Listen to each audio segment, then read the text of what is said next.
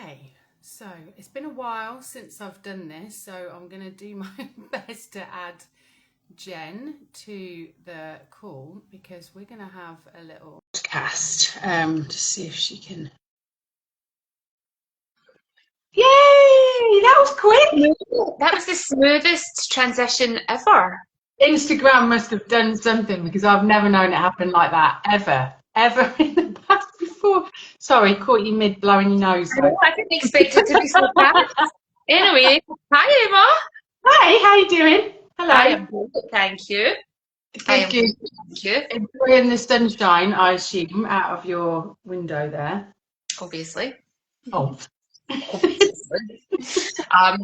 Buzzing about our podcast that we've got coming out. So. Yeah. So as usual, like we came on kind of, let's do it, you know. So and we haven't told anyone, but I think it's really important that we talk about it because I've put the page up now, and we're meeting up in a couple of weeks to kind of go through everything and look at how it looks on the page and be wonderful because we are. So do you want to talk to everyone about like why, you know, how we know each other, why we kind of work together, why we decided to do this project, and how it always keeps evolving and changing, and you know how we show up. I think it's really nice story. Okay, so how me and Emma met is we stalked each other on social media for a period of time, and then we came to mine and we had tea in the allotment. We did. And I then came to you for some Reiki, and just through conversations and stuff, we connected.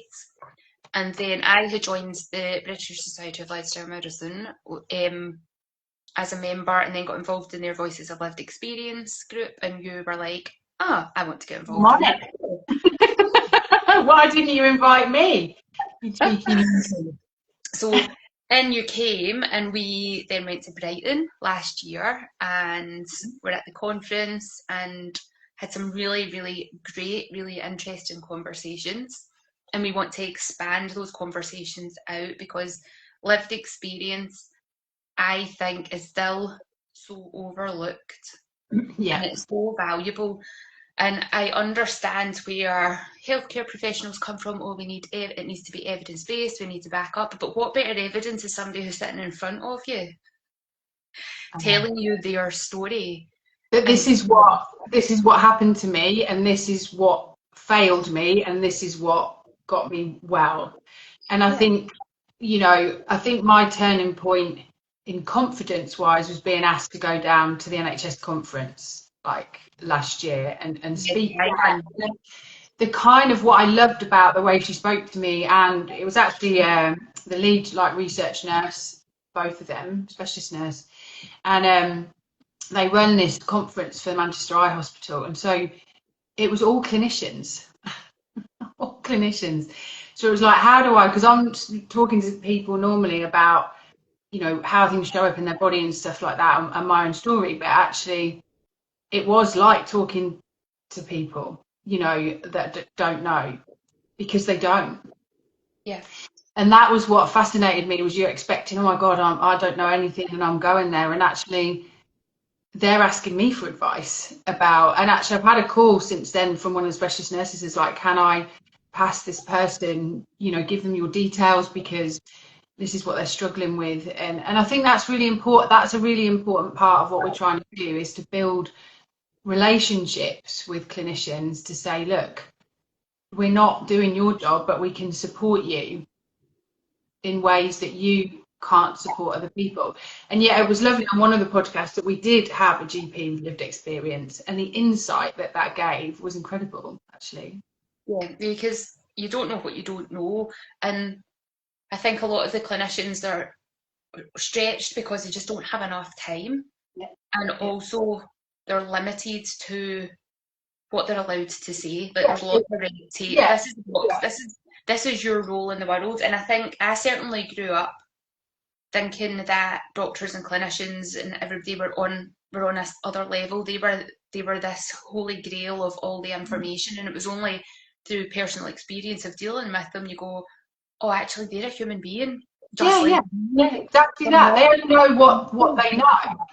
Yeah. I mean, when I was diagnosed with Graves, I can remember the GP saying to me, like, when are they going to sort this out for you? And I was like, you know, I've had autoimmune disease from like early on. And he was like, when are they going to sort it out? And I was like, well, my thyroid is leveled out with medication. And it was kind of, I think it's those moments within those spaces where you go, oh, I actually know more than you. And of course, I should, because I've lived it. It's going on for me. So I know how it feels. And I know when I worked in hospital, it was very much about, you know, if we're working with people with a chronic diagnosis or maybe cancer diagnosis, the person involved in it was less stressed than the people around, you know, because actually they know, they hear it, and it's like finally things are making, you know, sense to them. Like all of this stuff is now put into a diagnosis.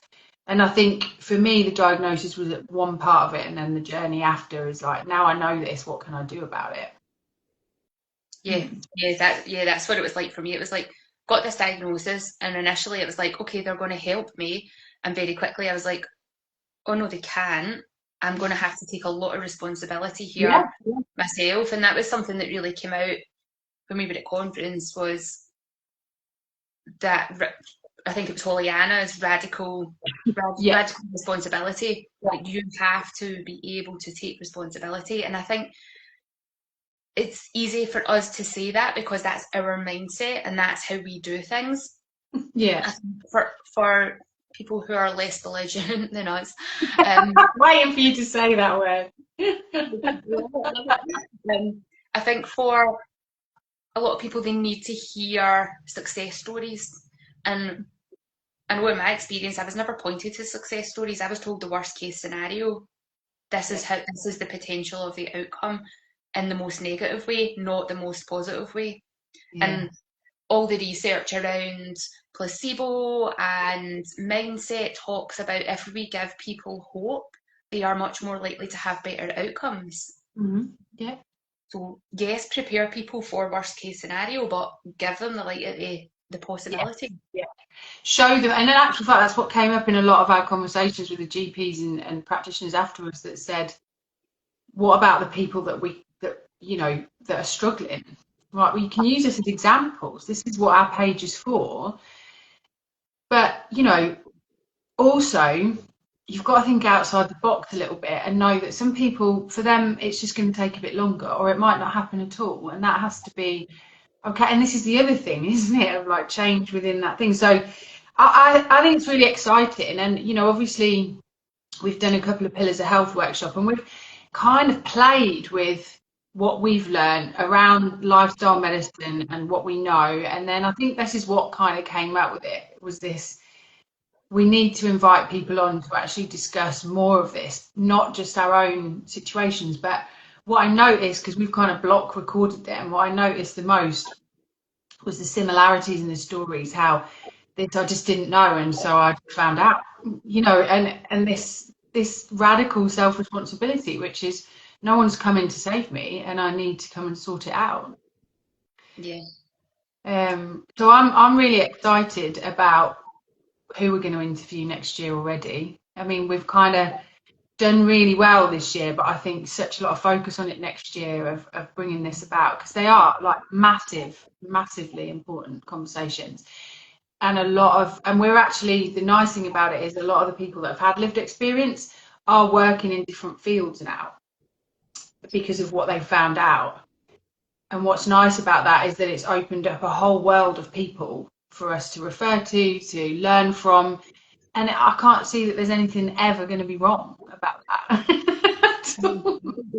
And like it means that it's helping take the pressure off the health service, because they should be there to deal with the acute, oh my God, urgent situations. The rest of it has to be elsewhere, because the system's told already it cannot cope.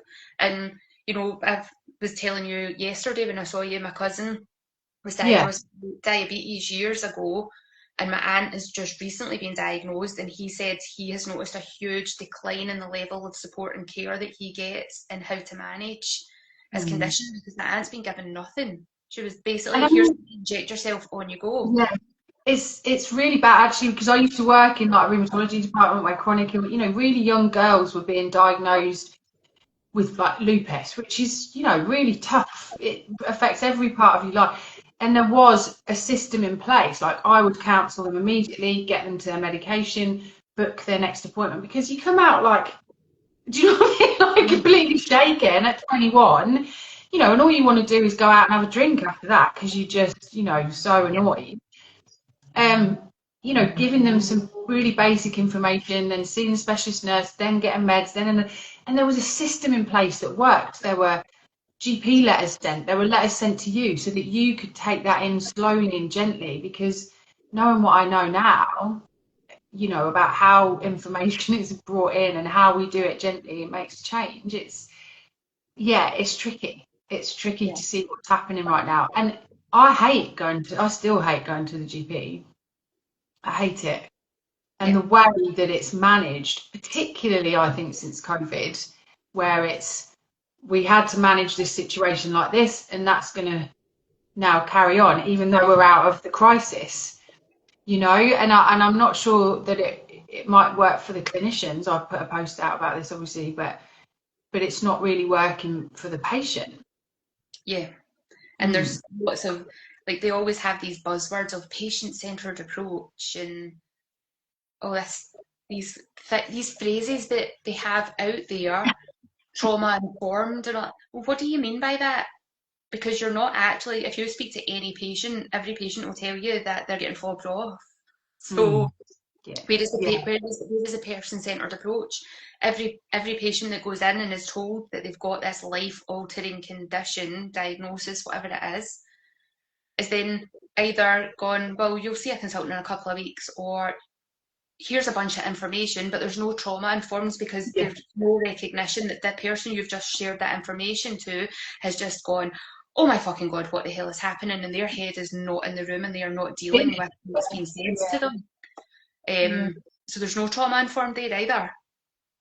I think anywhere where there's not a front-facing role in chronic illness, it's always going to be tricky, because information is, you know, it's got to be absorbed slowly for you to take.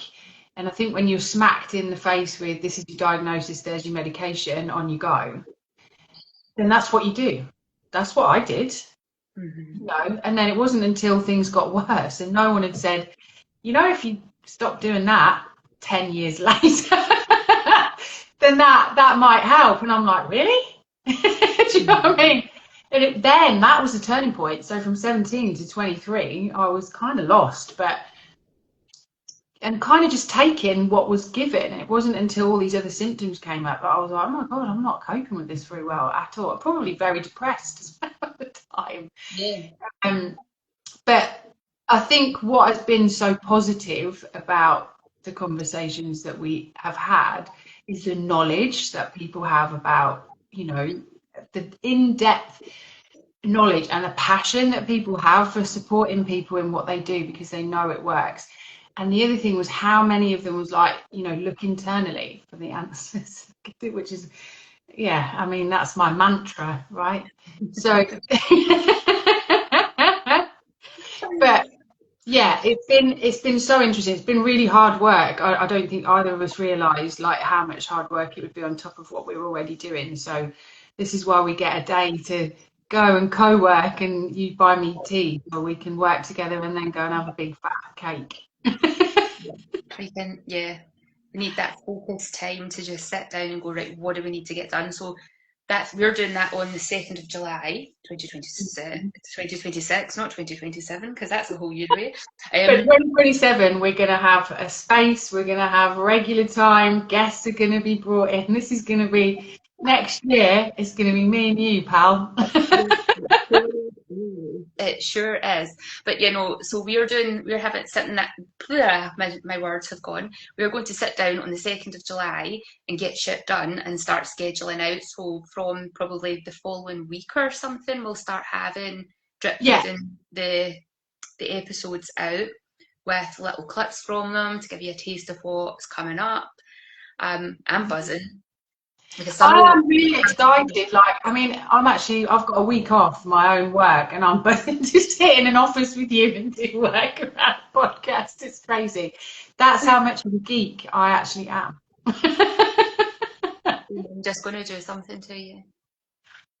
Well, it matches, yeah. You match me anyway in that geekiness. But I think it's going to be on YouTube. We'll get it on Spotify, all the you're more, about all the channels because you've got a good old podcast going anyway for your own. Yeah, we'll get it on all the platforms. I think Apple takes quite a wee while to approve you. I can't remember how I did that because it was like 10 years ago or something I originally did it. Well, check it out. But I think, the information in it, and I think from that information, I think we've got, when we sit down with this beautiful spreadsheets, because I love a spreadsheet, then, finding out how we can set up, maybe a course through that, and also a referral program, I think, for people to actually, not just in the show notes, not just, oh, that was interesting, but actually a referral program, especially for me. I'm really looking for people, particularly in Scotland, that can really support that. So yeah, I think it'd be really interesting. Lived experience, trusted. Yes, definitely. Yeah. I can't even, because we blocked so many recordings in the last one. I'm like searching back over the last year and trying to find out. But there's been so many, and trying to hold you back from asking more questions has been kind of fun. It's been an education for you. How do we rein Jen in? I was bad sometimes, but keep the questions to this. No tangents, Jen, no tangents. So we're hoping after next week that, and I'm going to put the page in the notes below as well, because, that's where a lot of the information will go up. That's when you'll hear about new things coming out. That's when you'll hear about next year and who we're interviewing and stuff like that, because we're going to have a bit more order about it.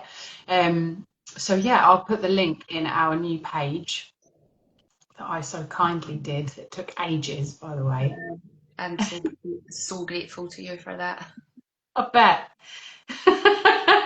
I'll be saying the same to you about Apple and YouTube, don't worry. It'll be fine.